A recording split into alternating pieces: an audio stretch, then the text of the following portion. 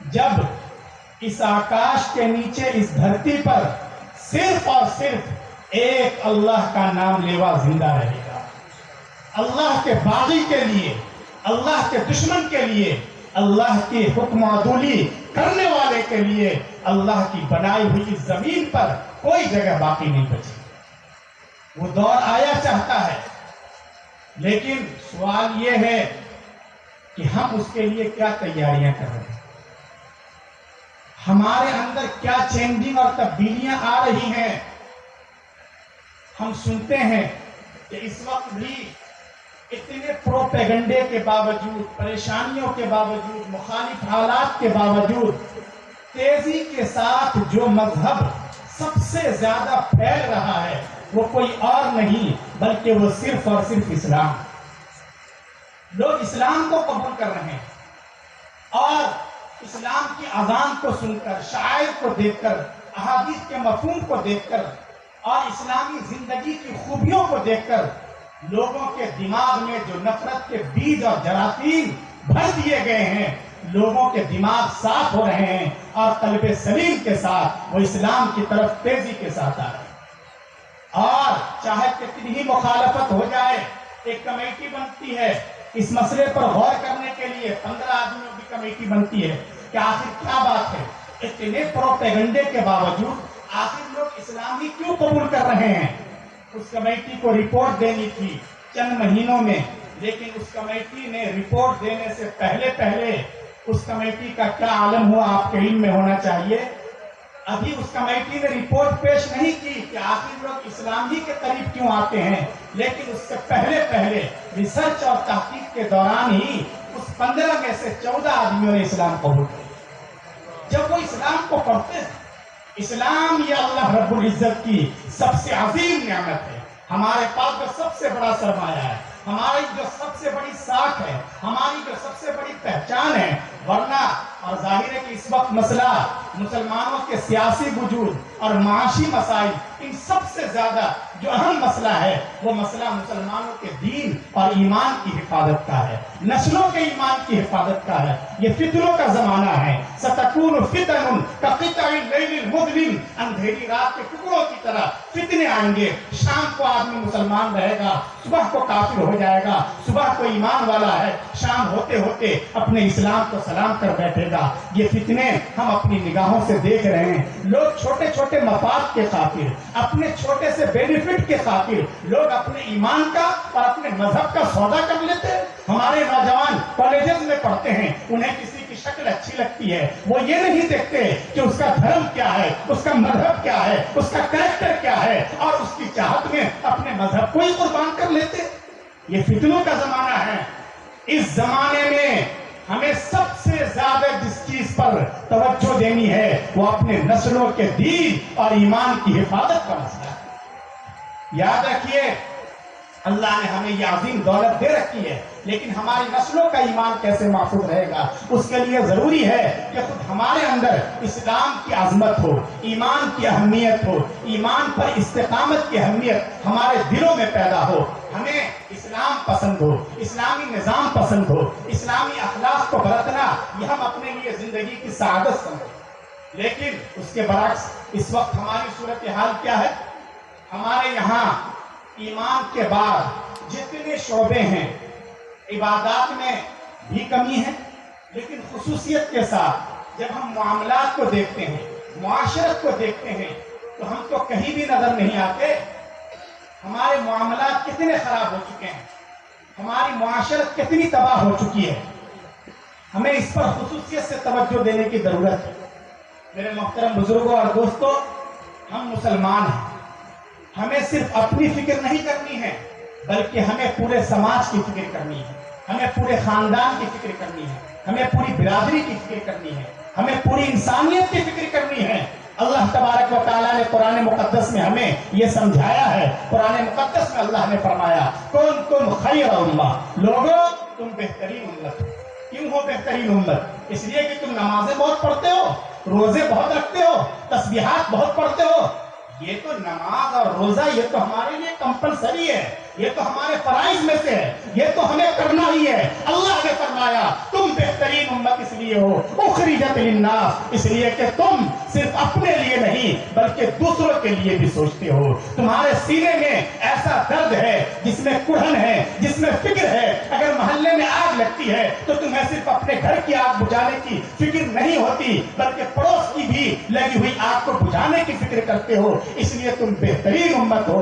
خیر الناس من ينفع الناس، لوگوں میں سب سے بہتر وہ ہے جو لوگوں کے کام آئے، لوگوں کی سیوا کرے، لوگوں کی راحت رسانی کا ذریعہ بنے۔ ہماری جو شریعت ہے وہ شریعت صرف ہمیں عبادت کرنا نہیں سکھلاتی، ہمیں صرف روزے کی تعلیم نہیں ہے، نماز کی تعلیم نہیں ہے، بلکہ ہمیں بتلایا گیا ہے کہ دیکھو اگر تم سماج میں رہتے ہو، محلے میں رہتے ہو، گاؤں میں رہتے ہو، تمہاری ذمہ داری ہے کہ تم آس پاس سڑک پر اور راستے پر اگر کوئی کانٹا ہے، کوئی تکلیف دہ چیز ہے، اس کو ہٹا دو۔ یہ ہٹانا بھی صدقہ ہے۔ اگر تم اپنے گھر کا پانی باہر بہاتے ہو جس سے آنے جانے والوں کو تکلیف ہوتی ہے، گزرنے والوں کو تکلیف ہوتی ہے، وارڈ ممبر تمہارا کچھ نہیں بگاڑے گا، مکھیا تمہیں کچھ نہیں کہے گا، لیکن تم جس شریعت کو فالو کرتے ہو اس کے اعتبار سے تم نے جرم کیا ہے اور تمہیں اپنے خدا کے سامنے جواب دہی کے لیے تیار ہے۔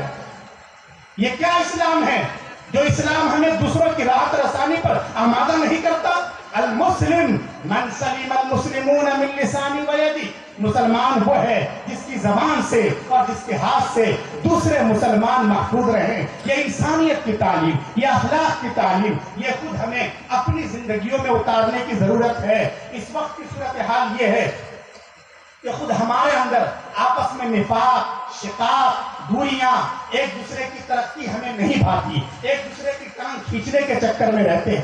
چھوٹی سی آبادی ہے، چھوٹا سا محلہ ہے، چند سو مسلمانوں کے گھر ہیں، اس کے باوجود اگر آپ اندر گھس کر دیکھیں گے تو پتا چلے گا کہ یہاں 5 لوگوں نے 5 لوگوں کے خلاف FIR کروا رکھی ہے۔ یہاں سے لے کے ضلع کے کورٹ تک نہ جانے کتنے مقدمات ہیں، زمین کے مقدمات ہیں، آپس کے معاملات کے مقدمات ہیں۔ یہ سب کیا ہو رہا ہے؟ ہم مسلمان ہیں، اتحاد ہماری زندگی کا شعار ہے۔ یاد رکھیے پیارے آقا صلی اللہ علیہ وسلم نے صاف کہہ دیا ہے کہ دیکھو اگر کسی کے ساتھ انبن ہوتی ہے، کھٹ پٹ ہوتی ہے، تمہیں غصہ آتا ہے، ایک فطری چیز ہے، لیکن کیا غصہ کو دبانے کے لیے اور غصے کو ختم کرنے کے لیے 24 گھنٹے کافی نہیں ہے؟ تمہیں 48 گھنٹے دیے گئے، اس کے باوجود 3 دن اگر گزر جاتے ہیں اور تمہارا غصہ ٹھکانے پر نہیں آتا، تم اپنی FIR واپس نہیں لیتے ہو، تم نے اس کی شادی کا بائیکاٹ کر رکھا ہے، تم اس کے یہاں سے کوئی دعوت کی چیز کو قبول نہیں کرتے، تو یاد رکھو تمہارا یہ عمل اسلام کے خلاف بغاوت ہے اور شریعت سے بالکل روگردانی ہے۔ لا يحل لامرئ مسلم ان يهجر اخاه فوق ثلاث، کسی بھی ایمان والے کے لیے اس کی اجازت نہیں ہے۔ لیکن ہم اور آپ اپنی معاشرت کا جائزہ لیں اور دیکھیں آپس میں کیسی دوریاں ہیں، گھر میں جھگڑے، بھائیوں کے جھگڑے، ساس اور نند کے جھگڑے، بھتیجوں کے جھگڑے، چچاؤں کے جھگڑے، ان جھگڑوں نے ہماری زندگی کو تباہ کر دیا ہے۔ اتنے بڑے مجمع میں، اتنا بڑا مجمع یہاں موجود ہے، یہاں ہمارے امیر شریعت تشریف لا رہے ہیں، یہاں علماء کرام موجود ہیں، ان کے سامنے آپ یہ عہد کیجئے اور اس اجلاس کو اپنی زندگی میں تبدیلی کا ذریعہ بنائیے انشاءاللہ۔ بھائی اپنے مقدمات ختم کریں گے، آپس کے جھگڑوں کو ختم کریں گے، ارے کریں گے کہ نہیں کریں گے؟ انشاءاللہ کہہ دیجئے، کوئی ضروری نہیں ہے کہ اس سے فوراً آپ کو توفیق ملی جائے، اس کے لیے بہت ہی قربانی دینی پڑتی ہے۔ اس لیے کہ اگر کسی سے جھگڑا ہوا، آپ یہ حوصلہ دکھلائیے، آپ چلے جائیے اس کے پاس، آپ کو معلوم ہے آپ کی کوئی غلطی نہیں ہے، یہ تو اس نے زبردستی کر کے آپ کی آڑ کو کاٹ لیا تھا، آپ نے اس پر کوئی انیائے نہیں کیا، اس لیے بات بڑھی تھی اور آپس میں بات چیت بند ہے۔ لیکن آپ اس اجلاس کے بعد آپ خود آگے بڑھیے اور جا کر کہیے چچا مجھ سے ہی غلطی ہو گئی تھی، آپ میری غلطی کو معاف کر دیجئے۔ چاہے برادری کے لوگ کچھ بھی کہیں گے کہ یہ اس نے کیا کیا، اس نے تو برادری کی ناک کٹوا دی، لیکن وہ اللہ جو عزتوں کا مالک ہے، وہ اللہ تبارک و تعالی آپ کو عزت عطا کریں گے، آپ کو عظمت عطا کریں گے۔ من تواضع للہ رفعہ اللہ، جو اللہ کے لیے جھکتا ہے اللہ اسے بلندی عطا کرتے کریں گے انشاءاللہ۔ اس کے ساتھ ساتھ اس بات کی بہت زیادہ ضرورت ہے، امارت شریعہ کے بینر تلے یہاں پروگرام ہو رہا ہے۔ یہ جو شریعت ہے، یہ شریعت صرف ہماری زبانوں پر نہیں، ہمارے 6 فٹ کی جو باڈی ہے اس میں بھی یہ شریعت نظر آنی چاہیے۔ اور اس کی ضرورت ہے یا نہیں ہے؟ ہمارا چہرہ شریعت کے مطابق ہو، ہمارا لباس شریعت کے مطابق ہو، ہمارا کردار، ہمارا کریکٹر، ہمارا رہنا سہنا شریعت کے مطابق ہو، ہمارا کوئی عمل شریعت کے خلاف نہیں ہوگا۔ آئندہ سے یہ عہد کر کے جائیے کہ اب تک جو ہمارے یہاں شادیاں ہو رہی ہیں، نکاح ہو رہے ہیں، یہ شادیاں ہمارے یہاں شریعت کے مطابق ہوتی ہیں؟ کس کے مطابق ہوتی ہیں شادیاں؟ شادیاں ہمارے یہاں برادری کی ریت پر ہوتی ہیں، سماج میں چلی آ رہی پرمپراؤں کے مطابق ہوتی ہے۔ آپ ان چیزوں کو ایک طرف ختم کیجئے اور عہد کیجئے کہ آئندہ جو نکاح ہوگا، جو شادی ہوگی، وہ شریعت کے مطابق ہوگی۔ یہ کیا بات ہے؟ ہم لوگ نماز کو عبادت سمجھتے ہیں، روزے کو عبادت سمجھتے ہیں۔ ہم ان کے مسائل حضرت مفتی صاحب سے، حضرت مولانا سے پوچھتے ہیں، اتنا بڑا مجمع بیٹھا ہے، کوئی یہ کہہ دے ہمارے گھر میں 10 شادیاں ہو چکی ہیں، کیا ہم نے شادی سے پہلے کبھی مفتی صاحب سے مسئلہ پوچھا کہ شادی کا مسئلہ کیا ہے؟ روزے کا مسئلہ پوچھتے ہیں، حج کا مسئلہ پوچھتے ہیں، لیکن شادی کے بارے میں آج تک ہم نے نہیں پوچھا۔ ہم اپنے من کے مطابق بارات لے جاتے ہیں۔ بیٹی کی شادی ہے، پھر بھی ہم نے پورے گاؤں کے لیے یہ دعوت کا نظام کر رکھا ہے۔ یہ کیسی حماقت ہے اور یہ کیسا ظلم ہے ایک ایسے شخص پر جس پر یوں ہی بوجھ ہے اور اس کے گھر سے ایک فیملی ممبر کی کمی ہو رہی ہے، اس کے گھر میں غم ہے اور گاؤں کے بے شرم اور بے غیرت قسم کے لوگ اس کے گھر جا کر دعوت کھا رہے ہیں۔ شریعت اس کی اجازت نہیں دیتی، لیکن ہم نے کبھی معلوم کرنے کی کوشش کی نہیں، اس لیے کہ ہم نماز کو عبادت سمجھتے ہیں، ہم روزے کو عبادت سمجھتے ہیں، ہم نکاح کو عبادت سمجھتے ہیں۔ یہ کیا بات ہے؟ نکاح کے موقع پر، شادی کے موقع پر آج بھی ہمارے یہاں ڈی جے بجتے ہیں، ڈانس اور گانا بجانا ہوتا ہے۔ کیا ہم جب نماز کے لیے جاتے ہیں تو گانے بجانے کے ساتھ جاتے ہیں؟ اس لیے ہمیں اپنے آپ کی اصلاح کی ضرورت ہے۔ یہ جہیز ہے، یہ تلک ہے، اور ہر علاقے کے اعتبار سے اتنے مسائل ہیں، ان مسائل کو یہاں گنا بھی نہیں جا سکتا۔ سب کو اپنی اصلاح کی فکر ہونی چاہیے۔ یہ کیا بات ہے؟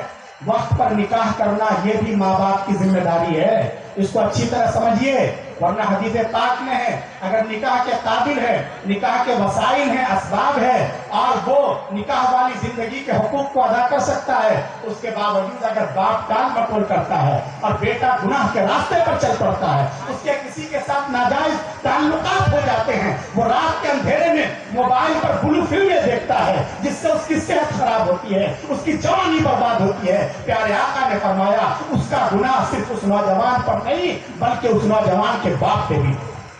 اس نے ایسی حرکت کیسے کی؟ اس نے وقت پر اس کے نکاح کا انتظام کیوں نہیں کیا؟ اس لیے وقت پر نکاح کا انتظام کیجئے، فکر کیجئے، اور یہ نہیں کہ نکاح تو پڑھوا دیا اور اس کے بعد 2 سال تک رخصتی ہی نہیں ہو رہی۔ یہ فتنہ کہاں سے آ گیا؟ اس دوران نہ جانے کتنے مسائل کھڑے ہوتے ہیں، کتنے نکاح اور کتنے رشتے ٹوٹ رہے ہیں۔ موبائل کا زمانہ ہے، کبھی بات میں کوئی تلخ کلامی ہو جاتی ہے، کبھی اس دوران کسی اور کا فون آ گیا، آپ جب نوشے نے بھی فون کر دیا، وہ سمجھ رہا ہے کہ وہ مجھ سے بات نہیں کر رہی ہے، اور اس طرح کی جو چیزیں آ رہی ہیں وہ اس لیے آ رہی ہیں کہ ہم نے شریعت کا جو مزاج ہے اس کو ہم نے سمجھنے کی کوشش نہیں کی ہے۔ اس لیے ایک تو وقت پر نکاح کا ماحول بنے اور وقت پر رخصتی کا بھی ماحول بنائیے۔ اپنے بچوں اور بچیوں کو شریعت نے آپ کو یہ ادھیکار نہیں دیا ہے، جب دونوں نے ایک دوسرے کو اپنے لیے قبول کر لیا تو آپ کو ہوتے راستے بیچ میں آڑ بننے والے۔ آپ کو یہ حق نہیں ہے کہ آپ 2 سال دونوں کو ملنے نہیں دے رہے ہیں، بلکہ آپ عزت کے ساتھ، محبت کے ساتھ اس لڑکی کو اس لڑکے کے گھر رخصت کروا کر بھیج دیجئے، یہ شریعت کہتی ہے۔ اس لیے اس طرح کے رواج پر کنٹرول کرنے کی ضرورت ہے، اور یاد رکھیے ان سب کے لیے دینداری کا ماحول جو بنتا ہے، دینداری کے ماحول میں ہر آدمی یہ چاہتا ہے کہ ہمارا بچہ دیندار ہو، وہ سینکڑوں میں ایک ہو، لیکن اس کے لیے خود ماں باپ کی دینداری بہت ضروری ہے۔ یہ نہیں ہو سکتا کہ باپ تو غلط کاموں میں مبتلا ہو اور بیٹا بہت نیک بن جائے، عام طور سے ایسا نہیں ہوتا، بلکہ باپ کی برائی کا اثر اور باپ کی نیکی کا اثر بچوں کے اخلاق اور کریکٹر پہ پڑتا ہے۔ عبداللہ بن مسعود رضی اللہ عنہ رات کو 3 بجے اٹھتے ہیں، سخت سردی کا موسم ہے، وضو کرنے کا جی نہیں چاہ رہا ہے، لیکن وضو کر رہے ہیں اور تہجد کے لیے اٹھ رہے ہیں۔ وہیں پر ان کا بچہ لاڈلا سویا ہوا ہے۔ حضرت عبداللہ بن مسعود رضی اللہ عنہ کی نظر پڑتی ہے، وہ کہتے ہیں لِأَجْلِكَ يَا بُنَيَّ، کہ میرے بیٹے میں اس وقت رات کے آخری پہر میں جب سب لوگوں کو سونا اچھا لگ رہا ہے، میں اس لیے اٹھ رہا ہوں تاکہ میں تہجد پڑھوں گا، اللہ کے سامنے روؤں گا، گڑگڑاؤں گا اور نیکی کروں گا، تو اس نیکی کا فائدہ تجھے بھی تو ہوگا، اس لیے کہ باپ کی نیکی کا اثر بچے پہ پڑتا ہے۔ تو اس لیے ہمیں کم از کم اپنے بچوں کے لیے گالاں گلوچ چھوڑ دینا چاہیے، جھوٹ اور نفاق والی زندگی کو، رشوت والی، دھوکہ دھڑی والی زندگی کو ایک طرف کر دینا چاہیے۔ اور بچوں کی تربیت ویسے بھی ہر ماں باپ کی ذمہ داری ہے، اور تربیت کا ایک حصہ یہ ہے کہ ہر ماں باپ اپنے اعمال کو درست کرنے کی کوشش کریں، کیونکہ ان کے عمل کا اثر پڑتا ہے۔ ورنہ اگر یاد رکھیے، اگر ہم نے اپنے بچوں کی صحیح تربیت نہیں کی، ہم نے اپنے بچوں کو صحیح تعلیم نہیں دی، تو پھر کیا ہوگا؟ یہی بچے جب عقل اور شعور کی عمر کو پہنچتے ہیں تو یہ کیا کرتے ہیں؟ یہ ہمارے ہاتھوں سے نکل جاتے ہیں، یہ آوارہ گردی کرنے لگتے ہیں، یہ گٹکا کھاتے ہیں، یہ تمباکو کھاتے ہیں، یہ نشہ کرتے ہیں، یہ سگریٹ پیتے ہیں، اور اس طرح ہمارا معاشرہ تباہ ہوتا ہے، ہمارا سماج تباہ ہوتا ہے۔ اور یہ تباہی اس وجہ سے آتی ہے کہ بچوں کی تربیت جو ماں باپ کی ذمہ داری ہے، اس تربیت میں کہیں نہ کہیں کمی رہ جاتی ہے۔ اس لیے ہم اس ذمہ داری کو سمجھیں، ہم اپنے بچوں کو پڑھائیں، ہم اپنے بچوں کے لیے ان کی زندگی کو تباہ ہونے سے بچائیں۔ ورنہ یاد رکھیے، ہم اپنے بچوں کو دین سکھلائیں، اخلاق سکھلائیں، توحید سکھلائیں۔ یہ مطلب نہیں کہ ہم اپنے بچوں کو انگریزی نہ پڑھائیں، ہم اپنے بچوں کو سائنس نہ پڑھائیں۔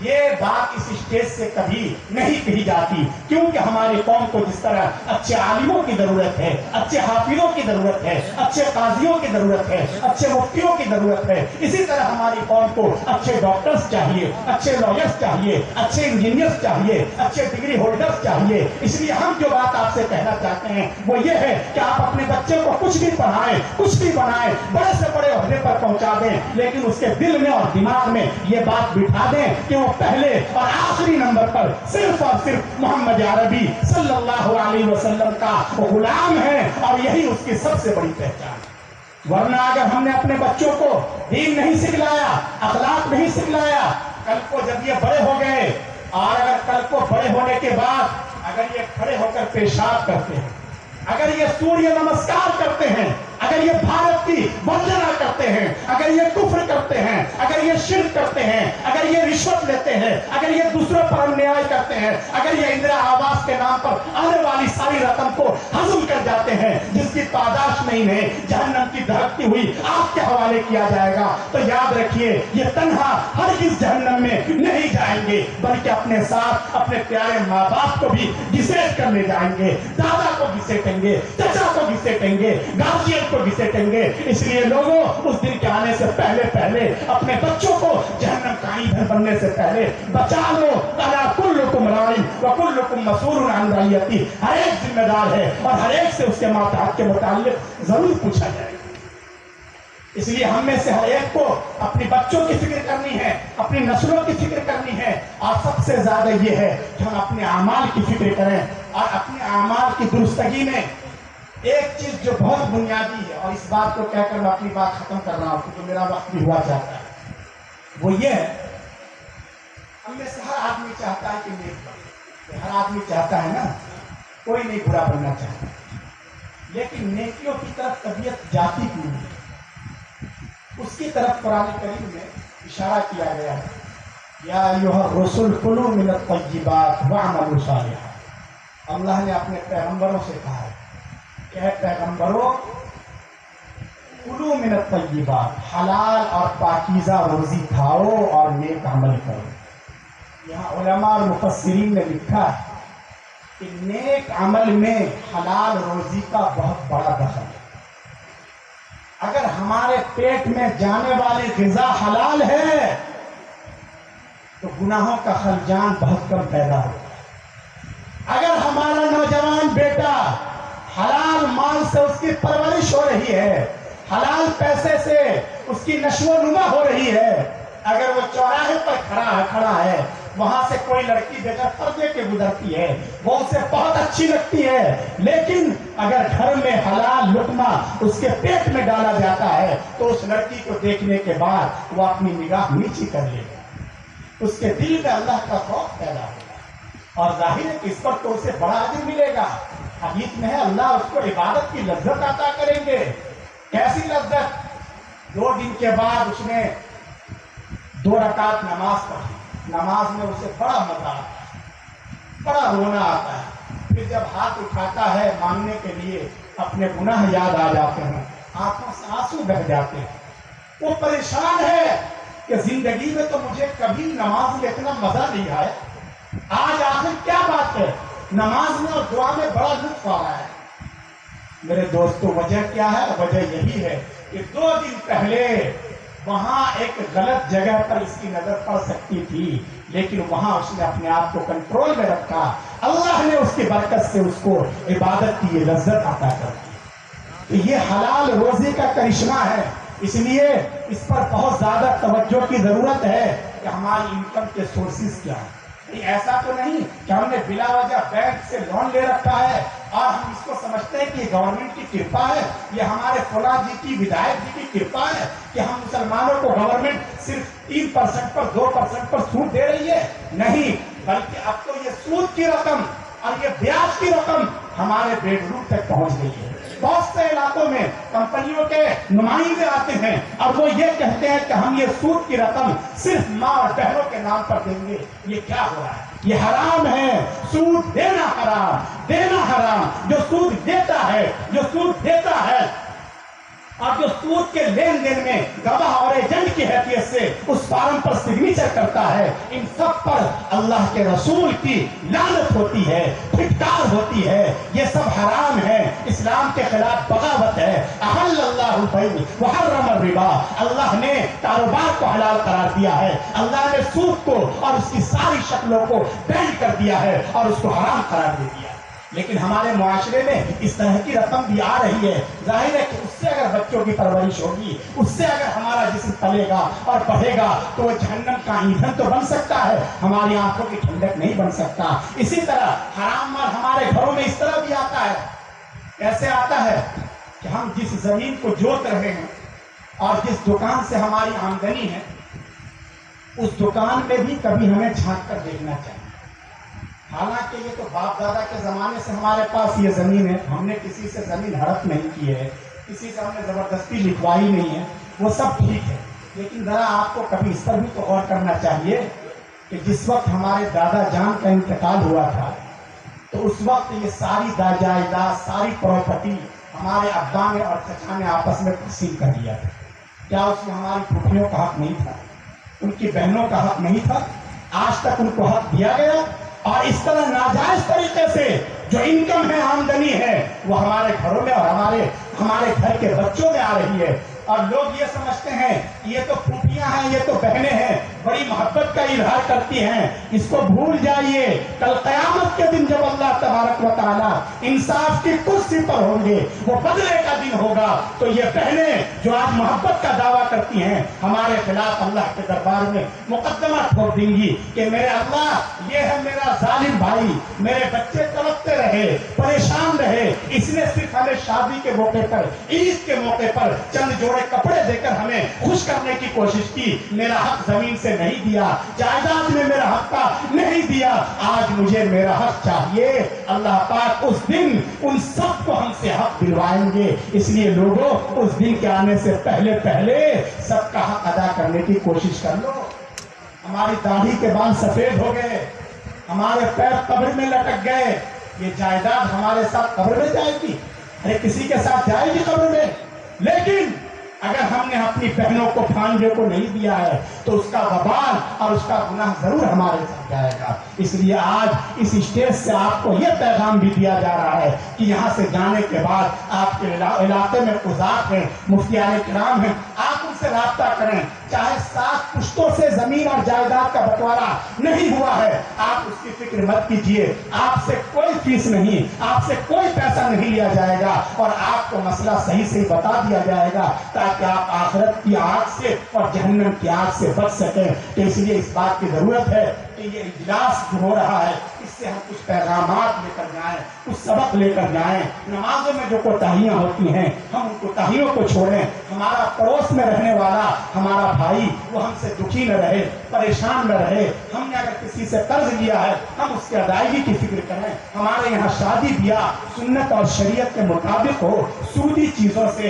हराम की चीजों से और जायदाद के बंटवारे के सिलसिले में जो हमसे कोताहियां होती हैं उससे हम अपने आप को बचाएं। अल्लाह तबारक व तआला मुझे भी तौफीक दें, आप हज़रात को भी तौफीक अमल से नवाजें। मैं एक बार फिर दिल की गहराइयों से शुक्रगुजार हूँ इमारत शरिया के इन जिम्मेदारान का, इन्होंने बड़ी मोहब्बत से मुझे यहाँ आने का मौका अता किया। जाहिर है कि दारुल उलूम देवबंद और इमारत शरिया ये सब वो इदारे हैं जो मिल्लत की ज़रूरतों की तकमील कर रहे हैं और आपस के ताउन के साथ ये कारवां आगे की तरफ बढ़ रहा है और इंशाअल्लाह बढ़ता ही रहेगा। अल्लाह इमारत शरिया की हर तरह से हिफाजत फरमाए, इसके अमीर मोहतरम को सदात और तौफीक खास से नवाजें और हम सबको शरीयत की रोशनी में, इताअत अमीर की रोशनी में आगे की तरफ मंजिल की तरफ बढ़ते रहने की तौफीक अता करें। आमीन। व आखिर दावाना अनिल हम्दुलिल्लाह।